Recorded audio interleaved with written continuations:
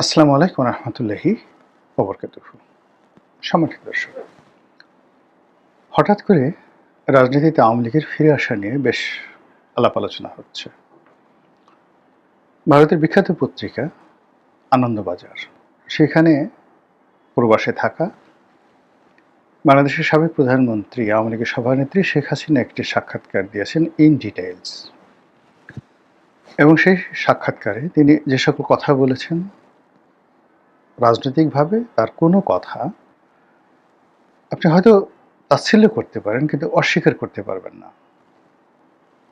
এবং তিনি যে সকল কথাবার্তা বলেছেন, সে সকল কথা আপনি ছুঁড়ে ফেলে দিতে পারবেন না। বরং তার এই বক্তব্যের মধ্যে এবং এই সময়টিতে হঠাৎ করে আনন্দবাজার পত্রিকা সহ আরও দেশ বিদেশের বেশ কয়েকটি পত্রিকায় তিনি যে সাক্ষাৎকারগুলো দিচ্ছেন, সেই সাক্ষাৎকারের মাধ্যমে রাজনীতিতে আওয়ামী লীগের ফিরে আসা নিয়ে ব্যাপক আলাপ আলোচনা হচ্ছে। তিনি নিজে ফিরে আসতে চাচ্ছেন, এবং তার যারা নেতাকর্মী দেশের বাইরে আছেন, অনেক শীর্ষ নেতা, যাদের মধ্যে ইন্টারনালি টেলিগ্রামের মাধ্যমে বা অন্যান্য যে সকল গ্রুপ রয়েছে, নিয়মিত রাজনৈতিক কর্মকাণ্ড পরিচালিত হয়। এটা গুপ্ত যুগের জামাতের যে অ্যাক্টিভিটিস ছিল, ঠিক অনেকটা সেই রকমভাবে তারা কিন্তু আলাপ আলোচনা করছেন। অন্যদিকে শেখ হাসিনা দিল্লিতে বসে তিনি ভিডিও দিচ্ছেন না, কিন্তু অডিও ক্লিপে ঘন্টার পর ঘন্টা, 2 ঘন্টা 3 ঘন্টা ধরে তিনি এই যে গ্রুপ মিটিংগুলো করছেন আওয়ামী লীগের বিভিন্ন নেতাকর্মীর সঙ্গে। এবং তার বক্তব্য, আওয়ামী লীগের যারা নেতাকর্মীদের বক্তব্য, এটি রীতিমতো নাও এখন ওপেন সিক্রেট। এবং অবাক করার বিষয় হলো যে শেখ হাসিনার সঙ্গে যারা বৈঠক করছেন, মিটিং করছেন, তাদের একটা বিরাট অংশ ভিডিওতে তাদের ফেস দেখাচ্ছেন এবং তারা বাংলাদেশে আছেন, যেটি সরকারের যে নিষিদ্ধ করা, আওয়ামী লীগকে নিষিদ্ধ করা এবং আওয়ামী লীগকে রাজনীতির বাইরে রাখা, এটার যে কৌশল, সেই কৌশলের জন্য রীতিমতো বুমেরাং। এ গেল একটা।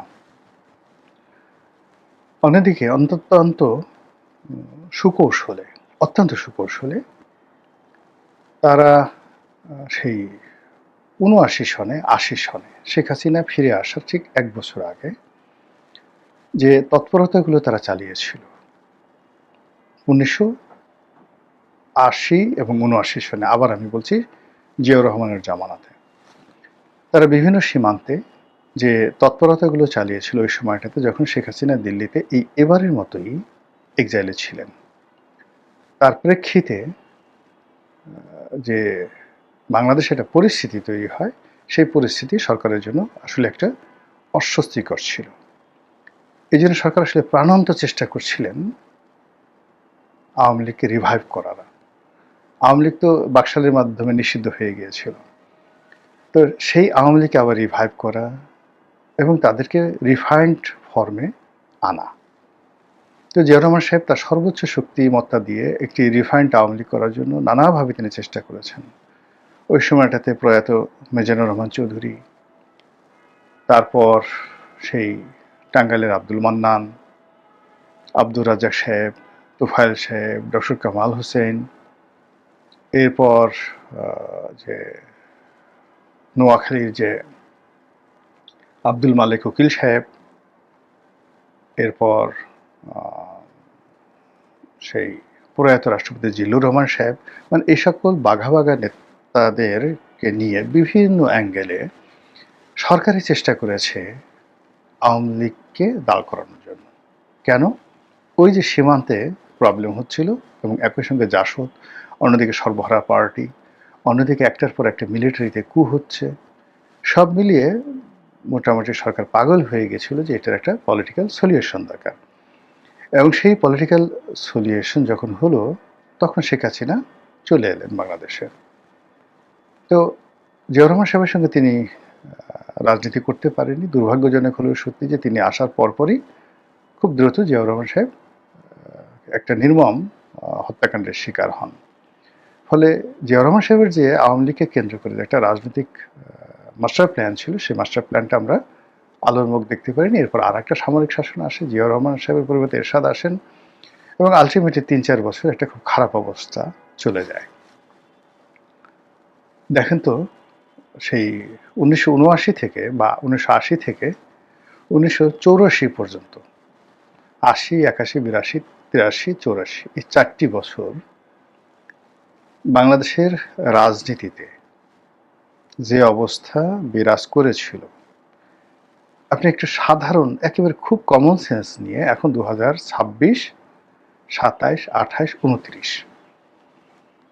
এই সময়টিতে কি ঘটতে পারে আপনি একটু ১, ২, ৩, ৪, ৫ এইভাবে সিরিয়াল দেন, কমন সেন্স দিয়ে সিরিয়াল দেন যে বাংলাদেশে কি ঘটতে পারে।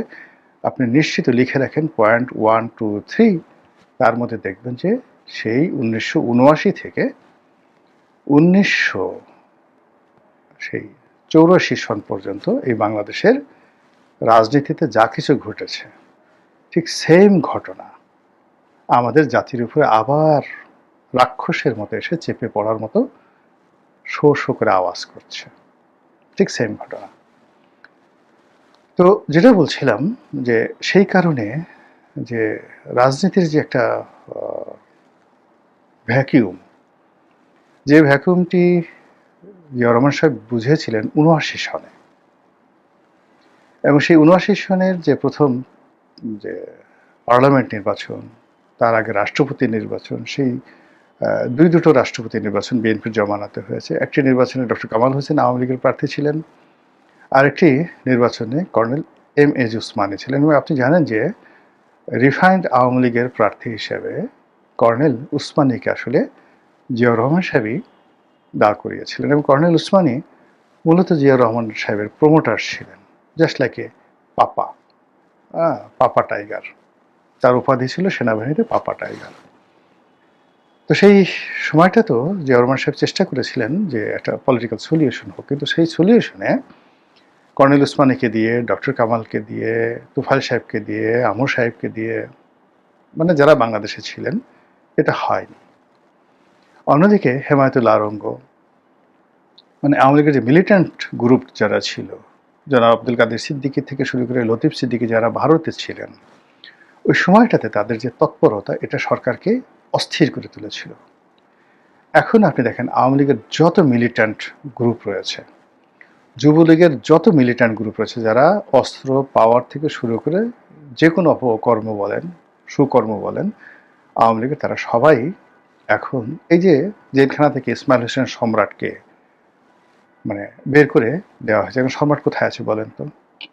এই ঢাকা শহরে সম্রাট, নিখিল, কোচি, মিরপুরের যে কোচি, যিনি মানে মহানগর উত্তরের যে সেক্রেটারি ছিলেন বা সভাপতি ছিলেন, বিজিএম এর সভাপতি ছিলেন, মানে এই সমস্ত অন্ততপক্ষে আওয়ামী লীগের এই ঢাকা শহর নিয়ন্ত্রণ করে শাওন, নজরুল ইসলাম বাবু, পলিটিক্যালি ধরেন এনামুল হক শামীম, নজরুল ইসলাম বাবু, এই মানুষগুলো এখন কোথায় আছে?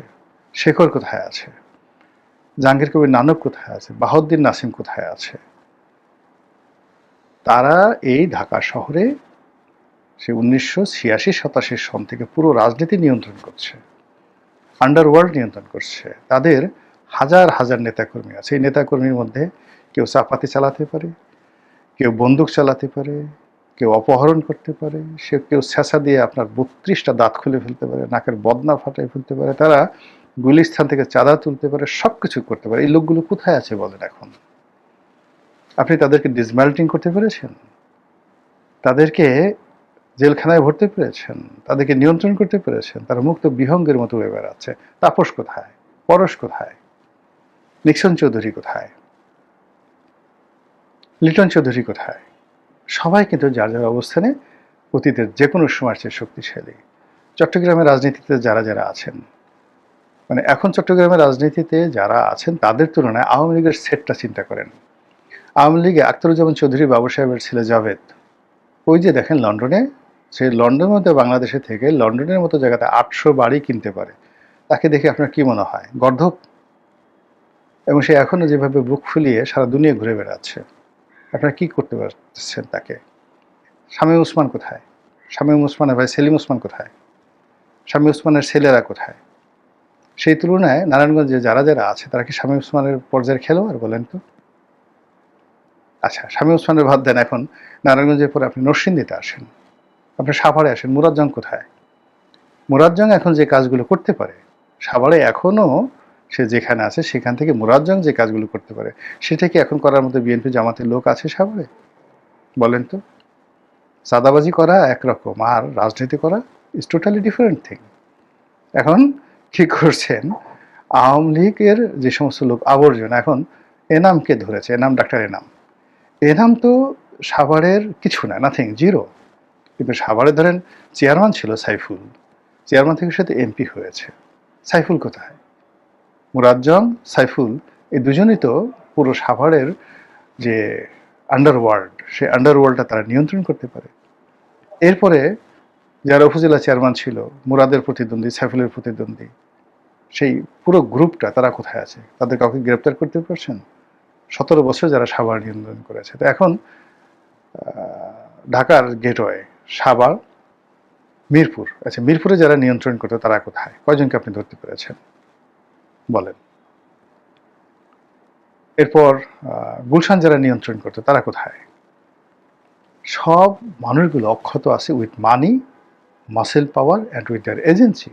আচ্ছা, এখন বলেন তো, বেনজির, হারুন, মেহেদি, তারপর মুনির, এই যে পুলিশের অন্তত পক্ষে ইফেক্টিভ 2 ডজন যারা দেশের বাইরে রাখছেন, তাদের হাজার হাজার নেতাকর্মী, মানে প্রশাসনটাই তাদের হাতে। সেখানে জামাত যাদেরকে প্রতিস্থাপিত করেছিল আর বিএনপি যাদেরকে প্রতিস্থাপিত করেছে, যদি ওদেরকে ধরেন, ওদেরকে যদি আপনি একটা স্টিল ধরেন, স্টিলের দণ্ড, এরা মোমবাতি এখন যারা আছে। তো এগুলোতে আপনি কীভাবে ফেস করবেন? ফলে এখানে একটা পলিটিক্যাল সলিউশন লাগবে, যেটা জিয়াউর রহমান সাহেব করেছিলেন। এই পলিটিক্যাল সলিউশনটা জিয়াউর রহমান সাহেব দেরি করে ফেলেছিলেন, ফলে তিনি সাস্টেন করতে পারেন। এর কারণ হল তার ভিতরের শত্রুরা তাকে মেরে ফেলেছে। এবং যদি মাঠে শেখ হাসিনা যদি ৭৯ সালে আসতেন, তিনি যদি জিয়াউর রহমানের অ্যাগেনস্টে দাঁড়াতেন এবং ফেল করতেন, জিয়াউর রহমানই পাশ করতেন, কিন্তু জিয়াউর রহমানের সেই হত্যাকাণ্ডটি ঘটতো না। এই হলো পলিটিক্যাল। তো সেই দিক থেকে এখন যারা আছেন তারা নিঃসন্দেহে আমার চেয়ে, আপনার চেয়ে, অনেকের চেয়ে ভালো বুঝেন, একটা দেশ চালাচ্ছেন। তো সেক্ষেত্রে আওয়ামী লীগের ফিরে আসা নিয়ে যে সকল কথাবার্তা হচ্ছে, এতে করে রাজনীতির যে কোর্স অফ অ্যাকশন, হিসাব, এগুলি উল্টে যাওয়ার সম্ভাবনা দেখা দিয়েছে। আর আওয়ামী লীগ যদি ফিরে আসে, এখন যারা ভাত খাচ্ছেন, পোলাও খাচ্ছেন, কুরমা খাচ্ছেন, সোনার চামচ মুখে দিয়ে, চু চু করে চুষনি মুখে দিয়ে পুরো দেশকে আতঙ্কের মধ্যে রাখার চেষ্টা করছেন, এদের অবস্থা কি হবে একবার একটু চিন্তা করেন তো। ঢাকার রাজপথে মহান আল্লাহ আমাদের সবাইকে হেদায়েত দান করুন এবং হেফাজত করুন। আসসালামু আলাইকুম রহমতুল্লাহি ওয়া বারাকাতুহু।